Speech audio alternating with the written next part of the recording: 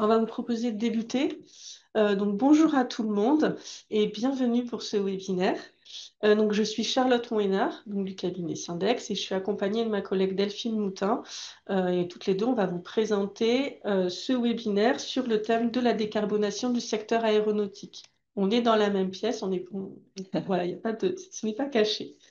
Une précision importante pour démarrer, ça ne sera pas une approche technique du sujet. On ne va pas aborder la technicité des carburants durables, par exemple, ou de la conception technique d'un avion. Notre objectif aujourd'hui, c'est de vous apporter du contenu et de la méthode pour articuler les enjeux globaux de ces problématiques-là environnementales pour la filière aéronautique et puis la réalité opérationnelle dans chacune de vos entreprises et votre rôle en tant que représentant du personnel. Donc la présentation, elle va être en deux parties. Une première sur les enjeux globaux, et notamment sur les carburants durables qui aujourd'hui sont le principal levier identifié pour atteindre les objectifs de décarbonation. Et puis une deuxième partie sur vos marges de manœuvre, vous en tant que représentant du personnel, vous outillez, vous apportez des exemples de questionnements que vous pouvez avoir et quelles méthodes et outils vous pouvez activer pour jouer votre rôle sur ces thèmes-là. Donc, l'objectif, c'est qu'on articule ces enjeux globaux avec la réalité dans vos entreprises. C'est ça notre objectif pendant ce séminaire. Vous pouvez interagir tout au long de notre présentation dans le chat. On aura des temps d'échange et de réponse à vos questions à deux moments, à la fin de la première partie, à la fin de la seconde partie. Donc, n'hésitez pas à marquer vos réactions et vos questions tout au long de la présentation. Alors, la première partie, on l'a mis dans le titre du webinaire. Comment tirer les leçons des difficultés de de la filière automobile actuellement pour que l'aéronautique ne subisse pas ces mêmes problèmes. Alors pourquoi on a choisi cet angle-là? Nous, en tant qu'experts pour les représentants du personnel, on est amené à intervenir dans plein de secteurs d'activité et on constate, et je pense que vous le savez aussi, c'est souvent évoqué dans la presse, beaucoup de difficultés aujourd'hui, une crise majeure pour la filière automobile en Europe et en France. Et les problématiques environnementales sont un des points qui ont généré ces difficultés et pour lesquelles il est difficile de les lever pour ce secteur aujourd'hui. Pour cette filière-là automobile, c'est un enjeu à court terme. On va voir les éléments qui sont similaires entre les deux filières et puis ceux qui sont différents, qui ne sont pas comparables. Donc, bien sûr, si comparaison n'est pas raison, on peut quand même identifier certains points qui peuvent être similaires et qui peuvent permettre de ne pas réitérer les mêmes erreurs.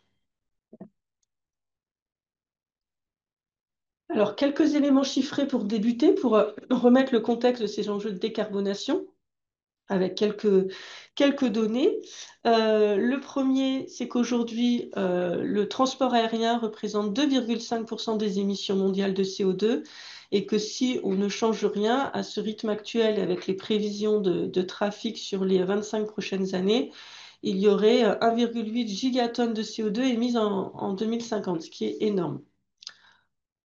L'aéronautique, donc le transport aérien représente pour autant participe deux fois plus au réchauffement climatique que ses émissions de CO2. Pourquoi? Parce qu'il y a d'autres éléments qui participent au réchauffement, qui sont notamment le forçage radiatif, donc c'est les traînées de condensation qui retiennent certains flux de chaleur et qui donc participent également à ce réchauffement, à ces composés notamment d'oxyde d'azote. Un autre élément chiffré, c'est que c'est un mode de transport qui consomme beaucoup plus que le train, 20 à 50 fois plus émetteur de CO2, donc ça dépend notamment des longueurs de trajet. Mais de toute façon, ce n'est pas forcément un report modal possible pour toutes les distances. Le train n'est pas possible pour les longs courriers. Et ce qui est problématique, parce que c'est les vols les plus longs qui polluent le plus. Il n'y a que 29% des vols qui font plus de 1500 km, mais ces vols-là émettent 72% des gaz à effet de serre du transport aérien. Et enfin, le dernier élément chiffré important et qui montre la difficulté de décarboner ce transport, c'est que 96% des émissions sont émises pendant le vol. Ce n'est pas les phases de roulage qui consomment le plus, ni les phases de production. L'avion évolue le plus en volant. Donc c'est vraiment un élément à avoir en tête. Ce qui est important, une fois qu'on a dit ces chiffres, c'est d'avoir aussi en tête que pour décarboner le moment où l'avion vole, euh, les, les éléments importants et les leviers pour diminuer ces émissions vont être dès l'éco-conception, dès la conception et l'ingénierie de l'aéronef. Et donc, ce n'est pas uniquement les carburants qui sont le seul levier, mais c'est aussi toute la conception. Et donc, ça veut dire que toutes les entreprises de la filière doivent prendre part et ont un poids pour permettre cette décarbonation, forcément avec un poids relatif qui est différent, mais forcément des éléments à prendre en compte et avec derrière des marges de manœuvre différentes et des pouvoirs de décision différents. Ça, c'est clairement, il faut le prendre en compte, mais il y a forcément un poids existant.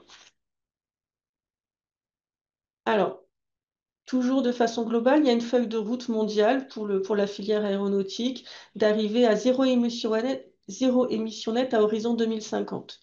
Donc, c'est l'association IATA en octobre 2021 qui a écrit et publié une feuille de route pour atteindre cet objectif qui est complètement en lien avec les objectifs de température de l'accord de Paris.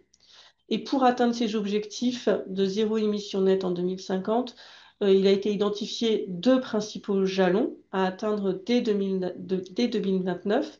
C'est produire suffisamment de SAF, donc de carburant durable, hein, donc 78 milliards de litres à cet horizon-là pour toutes les filières, hein, pas uniquement pour l'aéronautique, mais c'est produire globalement suffisamment de carburant durable. Et enfin, le deuxième jalon, c'est que 3% de ce volume global puisse être attribué au transport aérien. Sachant qu'aujourd'hui, c'est moins de 1% des SAF produits dans le monde qui vont pour le transport aérien et qu'on est très loin aujourd'hui des 78 milliards de litres produits. Alors, sur le devoir de vigilance des entreprises, il y a un nouveau cadre qui vient de l'Europe, hein, qui s'appelle la CS3D. C'est un devoir de vigilance. On en a un en France qui date de 2017. Ben, il y en a un nouveau au niveau cadre européen qui est un peu plus contraignant pour les entreprises et notamment sur le volet du changement climatique. Donc cette CS3D, elle a été votée l'année dernière, en 2024, et elle aura une application qui va se faire à partir de 2026 dans les différents États membres. Clairement, elle explicite que le changement climatique, il doit être inclus dans le travail que doivent faire les entreprises pour présenter un plan de transition qui répondent à deux grandes étapes, hein. La première, c'est une réduction de gaz à effet de serre à l'horizon 2030, puis à 2050, avec des paliers de 5 ans et une exposition des différentes activités qui sont liées au charbon, au pétrole et au gaz. Et cela inclut l'ensemble de la filière, c'est-à-dire qu'on n'est pas uniquement sur l'entreprise, mais on est également sur la chaîne amont et aval, qui permet aussi donc d'évaluer, hiérarchiser les incidences négatives réelles et potentielles de l'activité de cette chaîne de valeur. Et donc ça s'applique à des entreprises qui ont plus de 1000 salariés et plutôt des chiffres d'affaires de plus de 450 millions d'euros, ce qui a réduit complètement enfin, qui augmente plutôt le scope d'entreprises touchées par cette obligation par rapport au devoir de vigilance qui, jusqu'à présent en France, touchait des entreprises de plus grande taille. Bon, on a une remise en cause récemment par le président Macron et puis le président allemand de cette directive, mais pour l'instant, on va dire que le cadre n'a pas encore été légalement remis en cause. Donc, on espère que ce cadre légal puisse permettre à l'ensemble de la filière de s'inscrire dans un plan concret sur cette décarbonation. Alors, comme je vous le disais, on essaie de tirer un parallèle entre la filière automobile et la filière aéronautique. Donc, le premier élément de comparaison ici, c'est le cadre réglementaire. D'abord, celui de l'automobile. Quel est-il? Donc, ici, c'est le cadre réglementaire européen pour cette filière-là.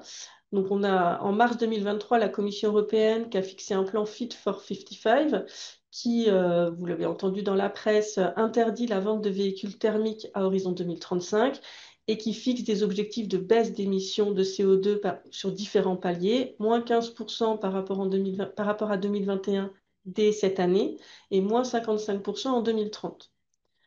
Euh, 2 ans plus tard, ce plan a été assoupli sous le lobbying assez fort de différents acteurs de la filière qui ont indiqué être en difficulté pour atteindre ces objectifs. Les difficultés sont peut-être moindres que ce qu'elles auraient pu être si ces entreprises avaient vraiment lancé des plans d'envergure. Mais en tout cas, ils ont obtenu d'avoir un lissage des objectifs sur 3 ans, c'est-à-dire que les moins 15% doivent être obtenus sur 2025, 2026, 2027, tout en maintenant les objectifs qui sont fixés à plus long terme. Donc on voit bien que un cadre réglementaire, si les entreprises derrière ne sont pas en capacité, pour différentes raisons, de le mettre en œuvre, bah, il a beaucoup moins d'impact. C'est clair. Et puis, ces changements de règles du jeu, elles peuvent pénaliser les bons élèves, même si ce n'est pas l'objectif de la Commission européenne, puisque ceux qui ont mis les actions en place aujourd'hui, bah, ils ne tirent pas bénéfice, ils ont peut-être engagé plus de coûts que ceux qui n'ont pas joué le jeu. Et donc, c'est important d'avoir un cadre réglementaire qui est bien en adéquation avec la maturité du marché et les maturités technologiques. Donc, il y a besoin d'avoir un certain réalisme dans le cadre réglementaire qui est posé.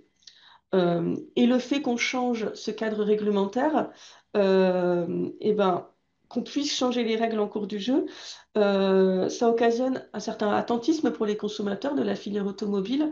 Et donc, globalement, ça aide pas à surmonter les difficultés actuelles et ça crée plus de perturbations qu'autre chose. Donc, il y a vraiment une importance à avoir ce cadre réglementaire posé, pertinent et cohérent. Quand on fait donc ce parallèle avec ce cadre réglementaire pour la filière aéronautique en Europe, globalement, il est moins contraignant. Donc, on a une loi européenne qui s'appelle Refuel EU Aviation, dont l'élément principal, c'est d'augmenter progressivement la part des SAF dans les carburants conventionnels fournis par les aéroports de l'Union européenne. Donc, cette part, il y a un premier seuil, une première date qui est au 1er juillet 2025, donc dans un mois. Les SAF devront représenter 2% des carburants dans les aéronefs qui partiront d'aéroports européens.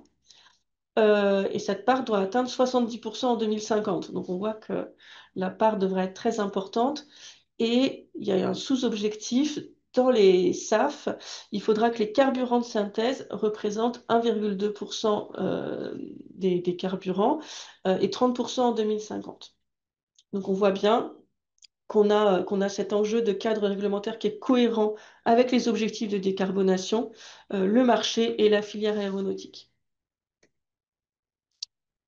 D'autres éléments de comparaison avec des similitudes et des différences entre les deux filières. Des similitudes, ben, on a des objectifs qui sont supranationaux. Hein, clairement, les émissions, elles ne s'arrêtent pas aux frontières et l'enjeu, il est clairement mondial. Et donc, des enjeux qui sont complètement macroéconomiques.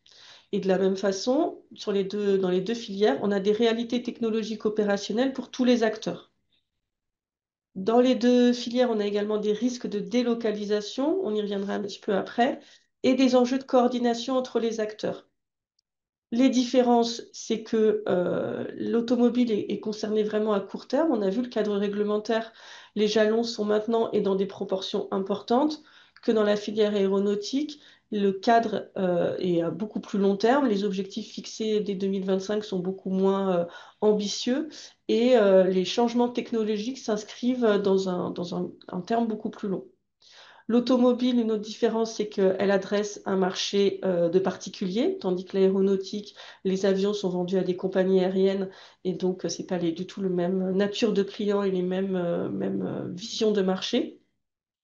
Et enfin, le secteur automobile a vu arriver beaucoup de nouveaux acteurs, notamment chinois et américains, tandis que la filière aéronautique, pour le moment, a assez peu de concurrence. Hein. On a les deux grands acteurs, Airbus et Boeing. Alors, on a Comac qui avance en Chine, mais qui avance relativement lentement pour le moment, mais à long terme, hein, vraisemblablement qu'ils sont un acteur important pour la filière et qui pourrait concurrencer les mastodontes actuels. Alors, pour revenir sur les différents points que je viens d'évoquer, Tout d'abord sur la situation de la filière.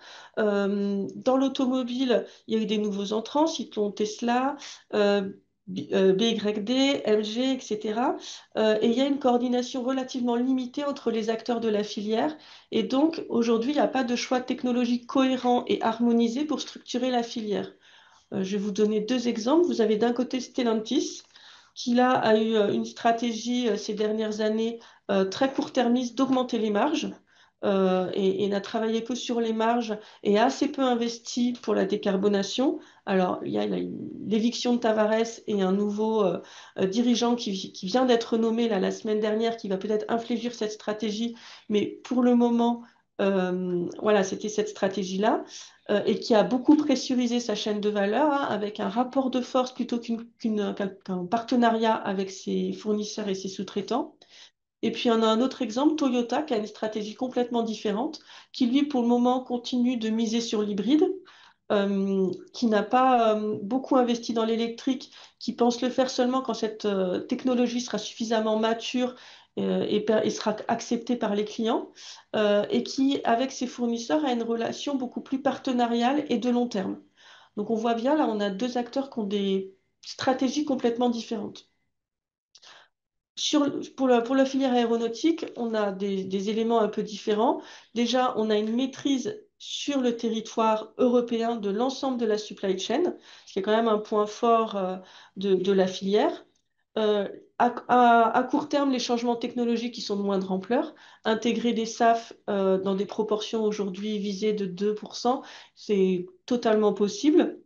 On a une assez bonne coordination de la filière, que ce soit d'un point de vue industriel, notamment avec le CORAC, et financière, même si c'est loin d'être parfait. On a quand même ce soutien financier avec un fonds comme Tikao qui aide la filière. Mais c'est pas parfait. Notamment, on voit bien qu'il y a des donneurs d'ordre qui ont quand même une position de force et un rapport de force qui peut être déséquilibré entre ces donneurs d'ordre et ces sous-traitants, notamment quand les sous-traitants sont des build to print, c'est-à-dire qu'ils sont uniquement des fournisseurs et pas des sous-traitants. En termes d'emploi, on a aussi des éléments de comparaison. Le passage du thermique à l'électrique pour l'automobile a entraîné des suppressions d'emplois massives. Pour vous donner un ordre de grandeur, il faut 10 fois moins de personnes pour produire un moteur électrique que pour produire un moteur thermique. Donc forcément, l'ampleur sur l'emploi est importante. Il y a eu beaucoup de délocalisation d'activités, notamment en Afrique du Nord et dans l'Europe de l'Est, dans l'automobile, qui ont été justifiées par des objectifs de baisse de coûts. Et donc, en délocalisant avec des gros volumes de production, ça a créé des surcapacités aujourd'hui qui mettent en difficulté les industriels automobiles, surtout l'Europe de l'Ouest. Et on a ces mêmes types de problématiques pour une partie de l'industrie aéronautique et notamment les aérostructures et qui sont en build to print, c'est-à-dire qu'ils ne font que répondre à un cahier des charges et qui apportent assez peu de valeur ajoutée, en tout cas qu'ils ne peuvent pas vendre beaucoup de valeur ajoutée à leurs clients. Et donc, ils se retrouvent dans une fragilité un peu similaire, hein. Donc, ils ont des faibles marges et ils ont une forte pression financière. Ils ont aujourd'hui des prêts Covid à rembourser. Ils doivent aussi investir pour assurer la montée en cadence. Et donc, les investissements dans la décarbonation, euh, ce n'est pas du tout la priorité. Et puis, étant donné que le prix est un critère très important pour ce type de produit et d'activité, il y a une concurrence très forte des pays low cost. Donc, nous, de notre fenêtre, on identifie un risque pour tous les sous-traitants qui sont en build to print et notamment les aérostructures.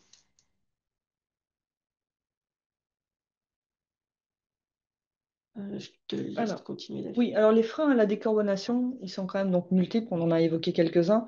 La priorité, hein, qui a été assez rapidement après la Covid, fin 2021, début 2022, une pression très importante d'Airbus, notamment sur une montée en cadence qui était très ambitieuse, voire même trop ambitieuse, puisque même des gros donneurs d'ordre comme Safran, enfin des OEM comme Safran ont mis le haut là sur les 75 Airbus à produire par an, parce que la filière ne pouvait pas suivre. Elle ne pouvait pas suivre, déjà parce qu'il y avait une problématique de capacité financière. Certains acteurs de la filière, notamment plus on va dans des rangs 2, rang 3, rang 4, ne pouvaient pas investir aussi massivement pour permettre une montée en cadence à ce rythme-là. Le deuxième, c'était la problématique de la capacité humaine, des compétences, puisque bah, on sortait aussi d'une période pour de nombreux acteurs de licenciement, de départ, plus ou moins contraints. En fait, plus on montait aussi, plus on allait dans les rangs 2, rang 3, on était plus sur des départs contraints, hein, et donc des pertes de compétences. Donc voilà, pour pouvoir travailler sur la vente de main, il faut à la fois des bras, il faut avoir des compétences et pouvoir avoir les capacités financières solides. Donc ça, aujourd'hui, ça commence à revenir, mais on est encore fragilisé. Une complexité aussi de la filière dans l'approvisionnement mondial, donc il y a une moindre exposition par rapport à l'auto, mais il y en a quand même un petit peu, et il y avait effectivement des appros qui n'arrivaient plus à arriver en quantité suffisante, donc qui ont fortement impacté les services achats, hein, qui ont dû des fois trouver des solutions de resourcing, et aussi des problématiques de qualité là-dessus, et des attentes aussi accrues des actionnaires qui mettent une pression financière importante pour le pilotage des grands groupes et qui, de fait, retentit sur l'ensemble de la filière parce que les politiques d'achat sont quand même assez agressives vis-à-vis de l'ensemble de la filière, leur demandant des efforts, alors que les marges, elles sont quand même concentrées plutôt sur les gros acteurs. Donc, on a constaté, hein, ça c'est une étude que nous, on a faite là sur des données entre 2019 et 2023, un sous-investissement de la filière aéronautique française par rapport à ces enjeux de montée en cadence et aussi d'anticipation de la décarbonation, puisqu'on a un taux de vieillissement des outils, de l'outillage et du matériel sur les grands acteurs de la filière qui passe de 69% à 75%. Donc, on voit nettement que les investissements ne sont pas suffisants pour pouvoir renouveler un minima l'outil, ou voire même le faire grandir, le faire grossir. Tout cela, effectivement, dans un contexte d'incertitude politique en Europe et un contexte géopolitique mondial qui rajoute ben, des verrous et qui, des fois, détourne les acteurs, voire même les politiques, de faire du et. C'est-à-dire que la planète brûle, elle ne va pas s'arrêter de brûler, même s'il y a des conflits par ailleurs. Donc ça, c'est une problématique aussi à la fois de gestion enfin, des acteurs privés, mais aussi des politiques publiques.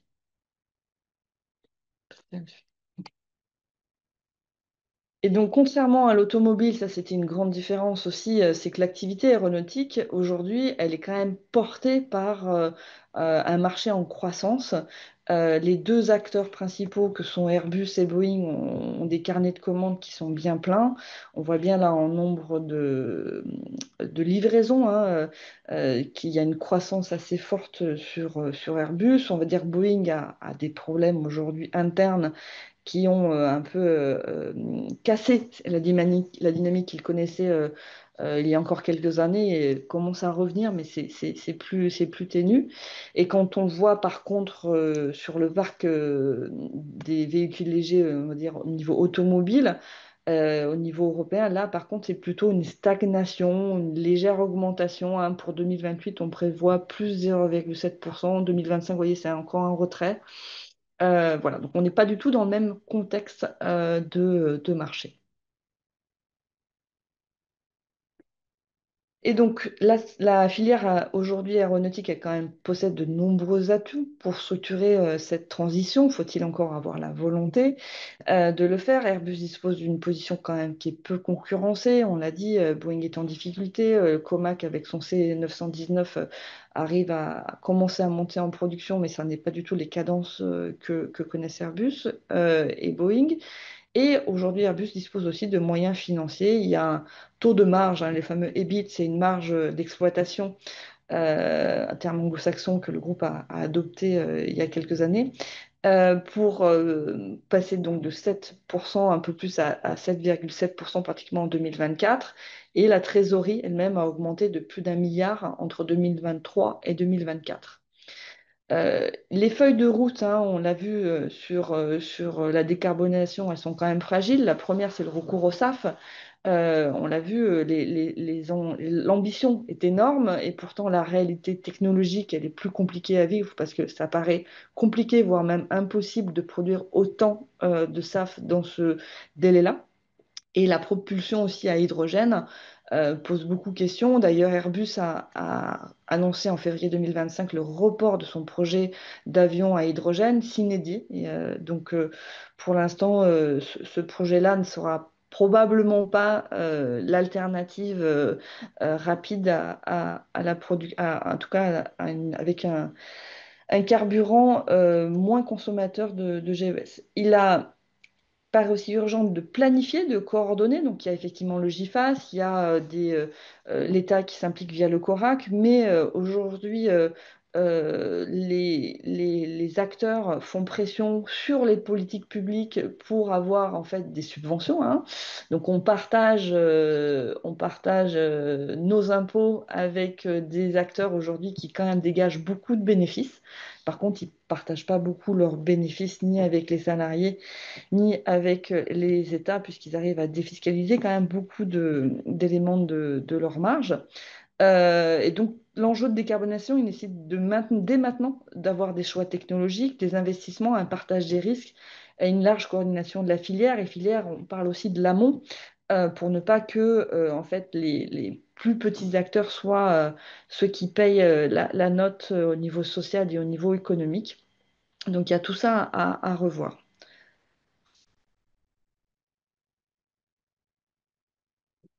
On arrive à un petit quiz, vous en aurez quatre en tout pendant la présentation. Donc on vous propose de répondre à cette première question, pour que ce soit un petit peu interactif. Est-ce que votre direction a présenté à votre CSE un plan d'action relatif à la décarbonation? On vous laisse quelques instants pour répondre et puis on pourra Partage. partager les réponses euh, juste après.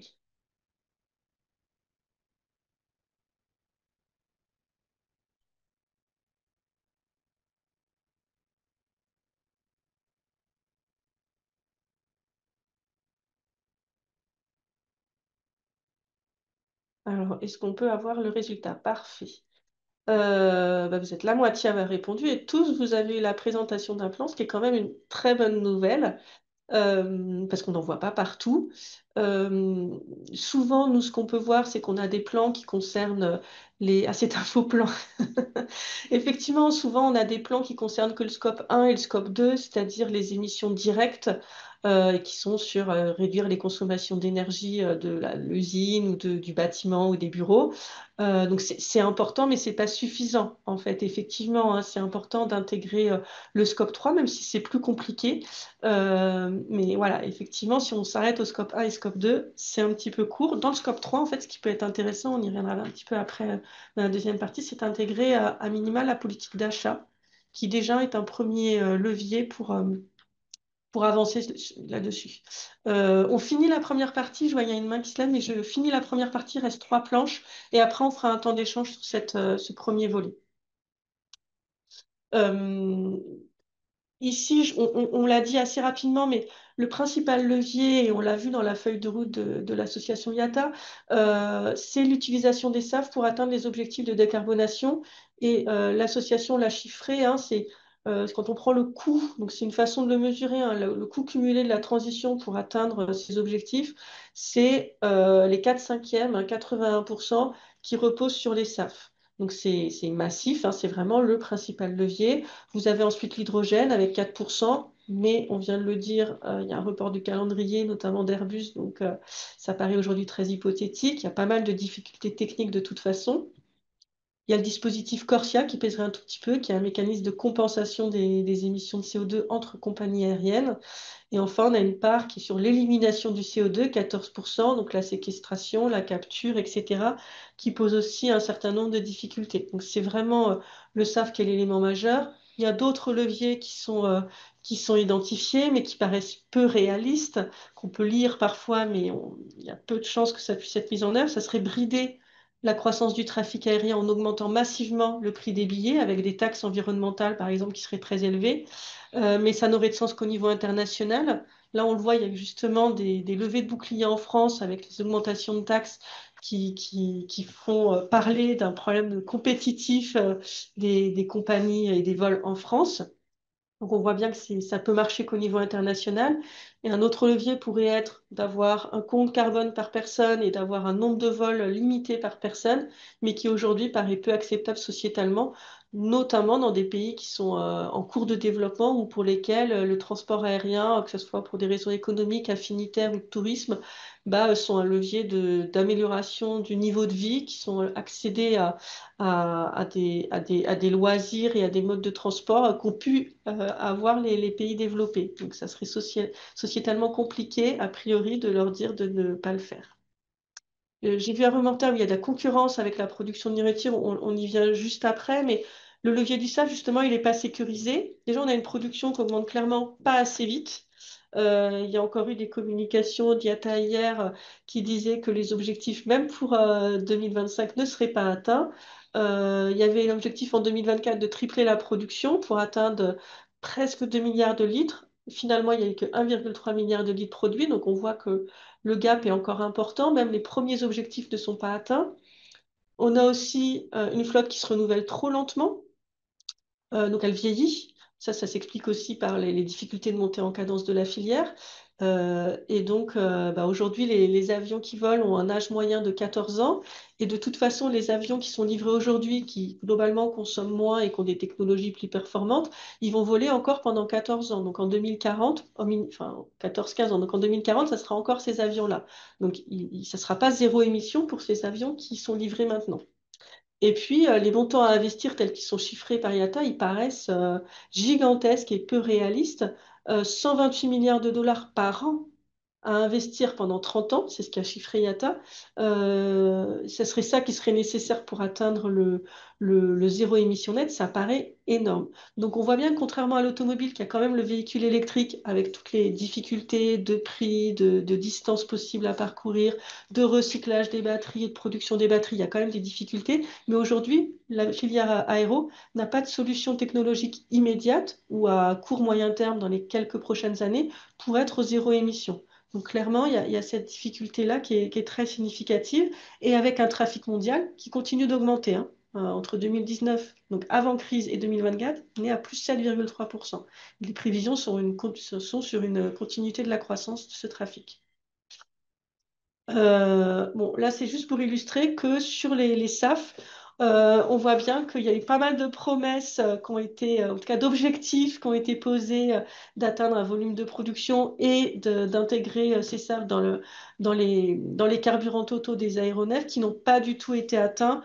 Donc, on voit bien que ça ne marche pas. Et puis, effectivement, il y a la difficulté de production pour ces SAF qui sont produits à partir de biomasse et d'électricité décarbonée. Donc, ceux qui sont issus d'électricité décarbonée, c'est ce qu'on appelle les e-fuels. Donc, c'est une partie des SAF.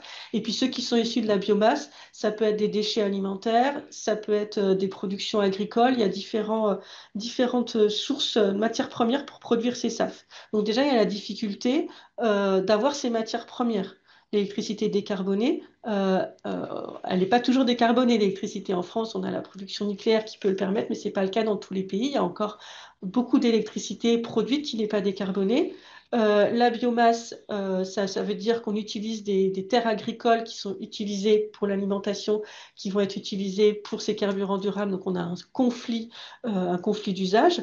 Donc, c'est quand même relativement compliqué d'atteindre ces objectifs. Et ces carburants durables eux-mêmes ont du conflit d'usage, ils ne vont pas forcément être utilisés que pour le transport aérien. Donc clairement, on voit bien qu'on a une difficulté, des compromis à réaliser, la question de la sobriété à prendre en compte et à aborder parce qu'on a des ressources qui sont limitées.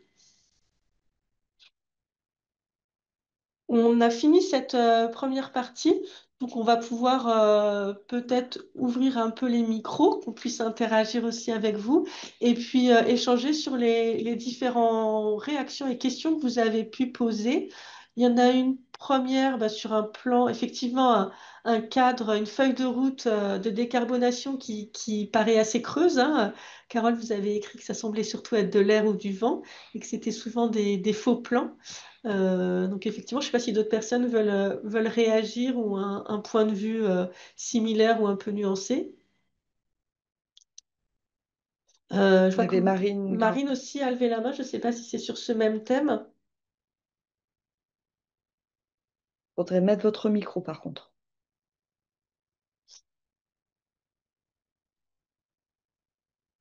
Possible. Je ne sais pas si c'est possible, Marine, ou alors écrivez-nous dans le chat s'il y a une difficulté avec le micro.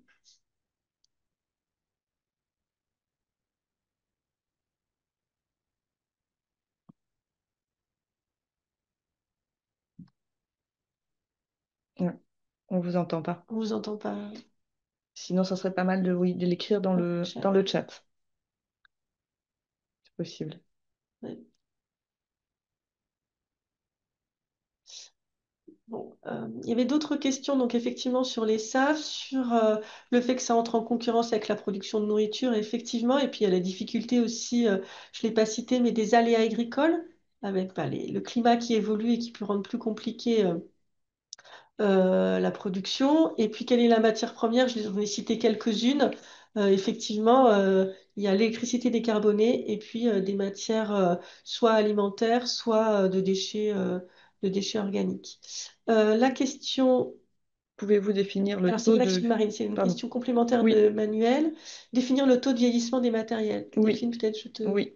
laisse Alors, le répondre. taux de vieillissement des matériels, ça permet de refléter en taux ce que l'entreprise investit ou pas pour permettre d'avoir un matériel qui est toujours d'actualité. Par exemple, si vous avez investi 100 il y a 10 ans et dans du matériel et que ce matériel, ben, il s'amortit sur 10 ans. Si vous n'avez pas investi du tout pendant ces 10 ans, ça veut dire qu'aujourd'hui, il vaut zéro dans vos comptes. D'accord?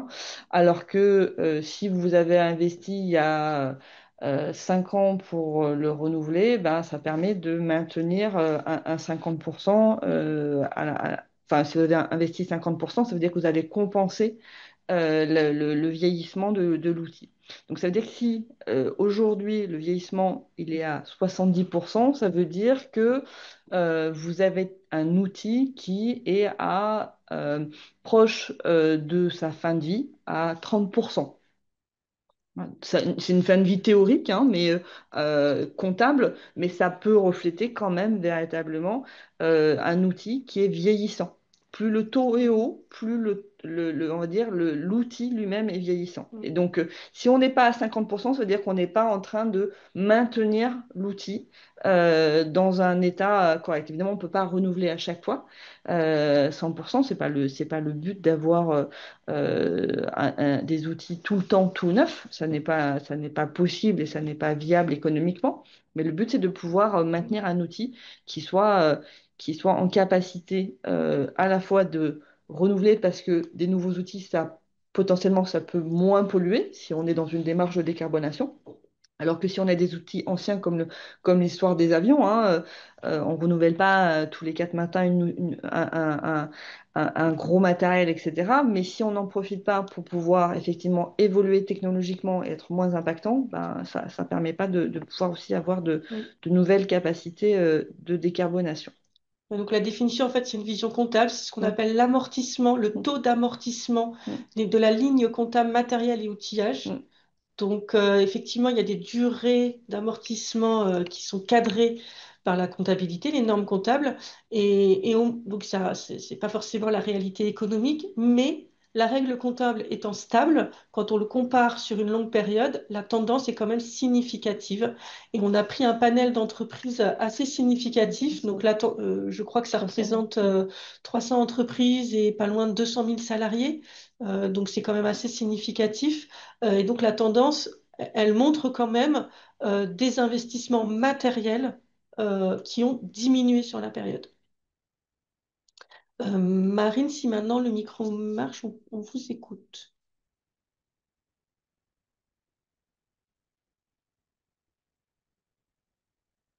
Non, non, Non. toujours pas.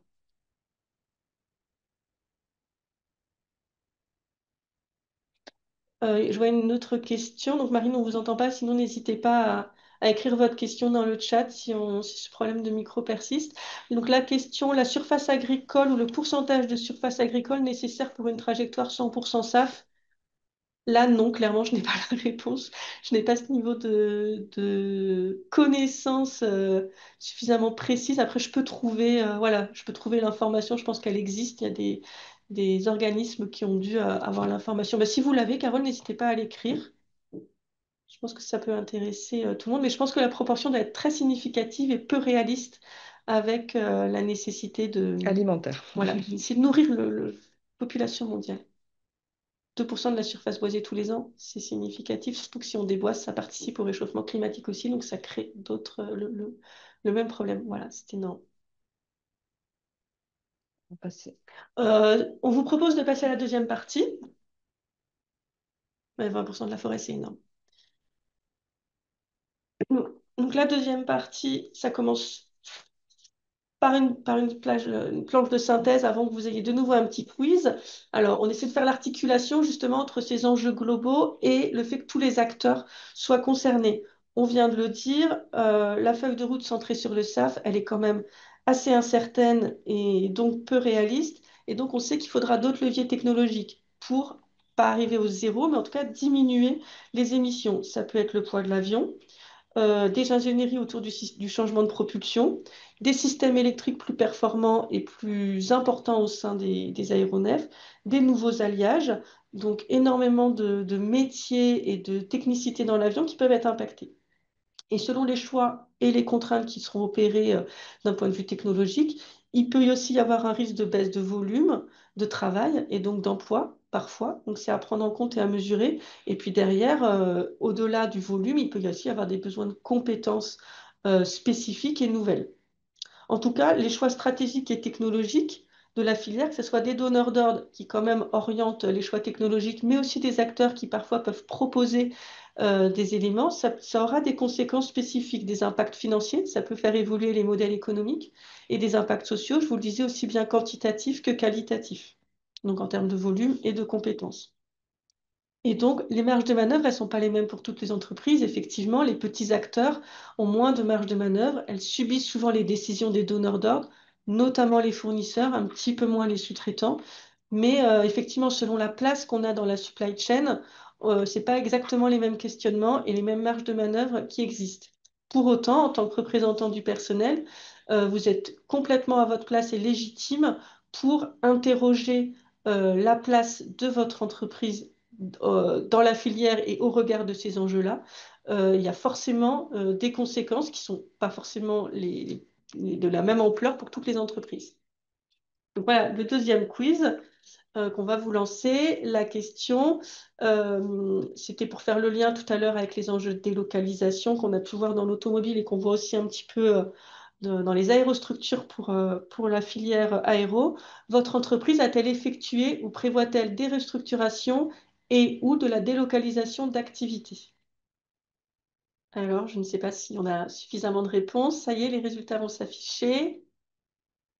Donc, on a quelques réponses, merci à vous. On voit que c'est assez partagé. On a quand même trois entreprises qui a vu ces éléments-là, ces phénomènes-là de restructuration et de délocalisation impacter leur entreprise et deux autres qui n'ont pas été concernées.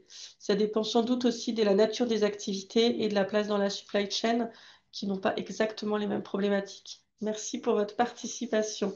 On continue en entrant là sur les leviers que vous avez concrètement dans vos entreprises pour avancer ce sujet. Vas-y Delphine, j'avance, j'y suis. Alors, on y va. On va passer sur Donc, on a plusieurs approches, hein. La première, c'est essayer de comprendre la place qu'a votre entreprise au sein de la supply chain. Deuxième, c'est d'interroger le diagnostic qui est déjà établi par votre direction. Ou s'il n'y en a pas déjà, essayer de voir comment votre direction pourrait le construire avec le CSE. Décrypter le plan d'action de la direction et mettre en avant les intérêts des salariés ainsi que les enjeux de compétences et d'emploi à moyen terme. On a donc plusieurs leviers pour essayer de comprendre cette situation qui peut être la situation actuelle et ce qui peut être projeté à long terme. à travers l'activité, l'organisation opérationnelle et sociale, en y intégrant le sujet décarbonation. Le CSE, il a un levier qui est dans le droit du travail, qui s'appelle les trois informations consultations récurrentes, donc qui doit être mis en place normalement par la direction. Si ça l'est pas, il faut le rappeler, et qui doit intégrer systématiquement le volet sur les conséquences environnementales. C'est-à-dire que, on va le voir, il y a trois domaines: l'économique, les orientations stratégiques et la partie politique sociale.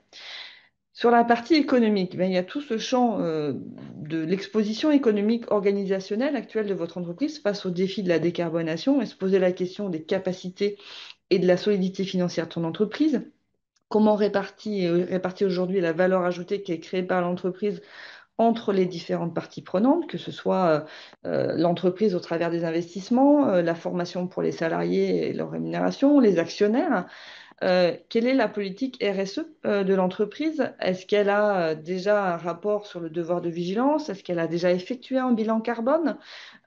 Comment se déclinent les plans qui sont derrière? Voilà. Est-ce que vous avez déjà partagé ça avec votre direction? En sachant que vous pouvez en parallèle nommer un expert pour vous aider à aller sur ces axes de la situation économique et financière, hein, dans le cadre de l'information consultation. Vous avez également les orientations stratégiques, hein. Cette information consultation, elle permet de se projeter à moyen long terme sur la partie économique, mais également sur la partie sociale. Et sur la partie économique, ben, c'est de comprendre évidemment dans quelle stratégie votre direction se positionne l'entreprise, comment elle voit évoluer son environnement et ses marchés, mais également comment elle intègre les objectifs à horizon 2030 avec la CS3D, 2050, avec des investissements, des capacités de production, des capacités de recherche et développement. Est-ce qu'il y a de la diversification qui est prévue pour peut-être être moins impactant dans d'autres types d'activités? Une organisation de la production, est-ce qu'il y a des projets d'internalisation, d'externalisation, de délocalisation? Et la qualité des liens avec l'ensemble de la chaîne de sous-traitance et les donneurs d'ordre si vous n'en êtes pas partie prenante. Donc ça, c'est au sein de l'orientation stratégique et vous pouvez toujours aussi désigner un expert. Alors là, avec un coût qui est un petit peu différent parce que la précédente, elle est 100% pris en charge par l'entreprise. Là, s'il n'y a pas d'accord, c'est 20% sur le coût du budget de fonctionnement. Un petit quiz encore.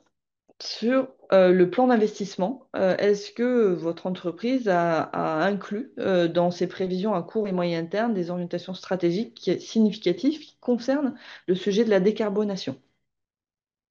Donc, on a une entreprise où il y a eu une présentation avec l'investissement en décarbonation. On en a une autre, c'est pas du tout. Deux personnes qui nous disent qu'ils ne savent pas. Donc, ça veut dire que c'est pas clair. Quand c'est pas clair, c'est que ça n'a pas été suffisamment important. Merci pour cette participation. Deux derniers volets. Donc, la dernière information consultation récurrente, c'est sur la politique sociale et c'est un volet évidemment important puisque à l'ensemble de ces sujets de stratégie ou de situation économique, ben, en face, il y a comment les salariés sont considérés, comment l'emploi, les qualifications, les conditions de travail sont considérées, comment aujourd'hui cela évolue. Est-ce qu'il y a une cartographie des compétences dans votre entreprise? Est-ce qu'il y a une gestion prévisionnelle des emplois, des formations, des recrutements, des transmissions, hein, c'est un gros sujet, des parcours qui accompagnent cette stratégie, hein? On parle beaucoup de GEPPMM, hein, la fameuse gestion des emplois et des parcours professionnels et de la mixité des métiers. Donc ça, effectivement, c'est un sujet sur lequel on va terminer. Euh, donc cette GEPPMM, elle a plusieurs dimensions, hein, pour sécuriser les parcours professionnels des salariés. C'est une négociation qui est obligatoire pour les entreprises de plus de 300 salariés en France ou de plus de 150 salariés en France si le groupe emploie plus de 1000 salariés dans l'Union européenne. Et la fréquence, c'est à minima tous les 4 ans ou tous les 3 ans s'il n'y a pas d'accord. Et le thème obligatoire, c'est déjà la mise en place d'un dispositif de GEPP, hein, de gestion des emplois prévisionnels sur les parcours professionnels. Et il y a des dimensions, ce qu'on appelle supplétives, c'est-à-dire si vous n'avez pas d'accord de méthode, alors ça s'impose à votre employeur et vous devez donc à l'intérieur des thèmes discuter, mettre en place des thèmes qui vont sur l'orientation de la formation, des compétences, la qualification à acquérir, de l'abondement du CPF. Tout ce qui est aussi conditions de mobilité, s'il y a des accords de performance collective, on ne vous l'espère pas, des perspectives aussi de recours aux emplois précaires, des conditions d'information des sous-traitants. On parlait de la chaîne de valeur, c'est important de pouvoir avoir des liens avec cette chaîne de valeur, voir si en fait votre entreprise ou vous-même ne subissez pas aussi des pressions qui en fait ne répondent plus aux normes de la RSE et qui ont des impacts environnementaux et sociaux sur votre entreprise, les carrières des responsables syndicaux. Et un dernier volet qui est tout ce qui est thème supplétif et facultatif, hein, en record de méthode. On appelle la modalité de consultation évidemment du CSE en cas de plan de licenciement, on ne vous l'espère pas. Mais aussi, et ça c'est important, la qualification des catégories d'emplois menacés. Et ça, aujourd'hui, les salariés, ils subissent trop, en fait, trop souvent, la non-implication à moyen terme de leurs décisions sur l'évolution des emplois, l'évolution des technologies. Et c'est les emplois qui vont disparaître alors qu'on aurait pu anticiper soit des reconversions, soit des aides pour pouvoir trouver des solutions à ces personnes-là. Donc c'est important pour vous d'être exigeant vis-à-vis de votre direction, de pouvoir cartographier des emplois menacés par la stratégie de votre entreprise et d'accompagner au mieux les salariés qui pourraient être touchés par ce genre de décision. L'association des sous-traitants au dispositif de GPEC, parce qu'effectivement, en fonction des choix, bah, ça peut aussi impacter leur façon de produire et donc les compétences qu'ils ont besoin de construire. La participation à la GPEC territoriale, la mise en place de congés de mobilité, si on dit attention, parce que ça peut être aussi des congés de mobilité externes, en gros, des sortes de plans de licenciement déguisés et l'insertion des jeunes, emploi de salariés âgés et transmission des savoirs, qui est un gros enjeu aujourd'hui avec la politique de la retraite, et donc pour garder nos seniors. Voilà, et donc tout ça, ça se met dans un cadre, si possible, d'avoir au départ un diagnostic partagé de la situation. Donc on revient sur la thématique des orientations stratégiques, de l'information, consultation qui est nécessaire pour pouvoir comprendre de quoi on parle. Et n'hésitez pas à faire appel à un expert, effectivement, pour vous éclairer et vous soutenir dans cette démarche et rendre un avis qui puisse être construit sur ces sujets-là.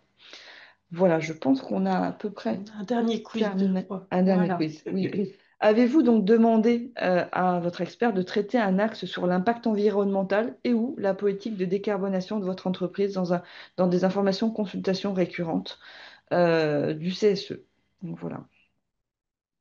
Ça peut être la politique d'achat, comme on l'a dit, ça peut être la politique RSE, la politique, le bilan carbone, voilà, ça peut être plein de thèmes comme ça. C'est assez ouvert aujourd'hui.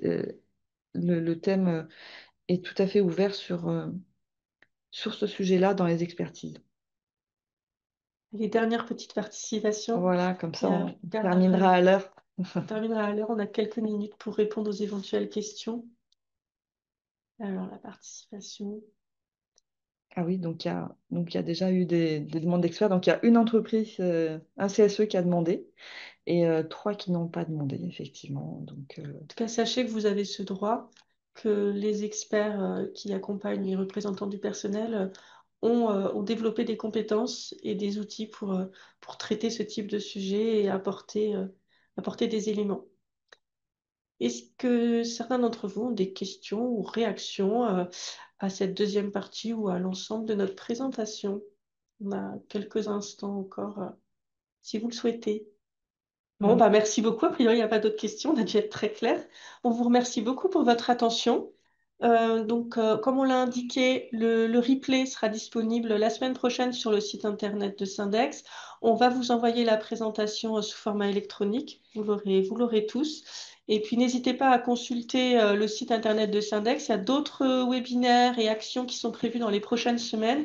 Les prochains thèmes sont sur l'intelligence artificielle, sujet d'actualité qui impacte tous les secteurs d'activité. Et je crois que ça, c'est le 25 juin de mémoire. Et il me semble que le 1er juillet, il y en a un sur les DURP, voilà, comme c'est indiqué dans le chat. Donc, c'est sur la prévention des risques professionnels. Donc, n'hésitez pas à consulter notre site internet. Encore merci à tous et puis on vous souhaite une très bonne journée. Merci, à bientôt. À Au revoir. bientôt. Au revoir.